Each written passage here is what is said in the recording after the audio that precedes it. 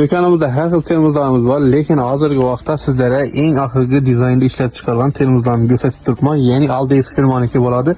Bular narxlari ham zo'r bo'lib ishlangan, ishi ko'p turgan termozlarda har xil variantda ishi ko'p turgan chiroyli ranglarida mavjud. Bu 100G bo'ladi. Ya'ni kodini ko'ring, dükkanımıza gelince adashib ketmasligingiz uchun buni 65 ming so'mdan xarid qilsangiz bo'ladi. Xohlagan rangingizni keyin bizlar 100G bo'ladi. Ya'ni kodini ham ko'ring. Buni 60 ming so'mdan xarid qilsangiz bo'ladi. Endi buni qulayliklaridan yana bosasiz, saytacakingizda bo'ldi.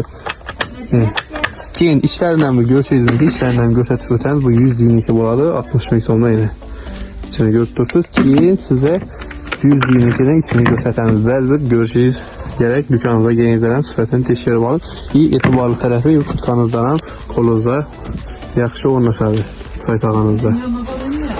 Sariq gold rangdagi qoshiq postavkamizning eng zo'r variantlaridan bo'ladi. Ko'rganingizdek, yaldirashlardan e'tibor bering. Kirsilib qolgan telefonada uzoq yillar xizmat qilib beradi. Buni 60 ming so'mdan xarid qilsangiz, shuni nikeli sveti, ya'ni bemalol buni 35 ming so'mdan xarid qilsangiz bo'ladi. 35 ming so'm menimcha zo'r narx bo'ladi. Agar sizlar shuni oddiyroq variantda kerak bo'ladigan bo'lsa, yana ixchamga narx joy tanlamaydi.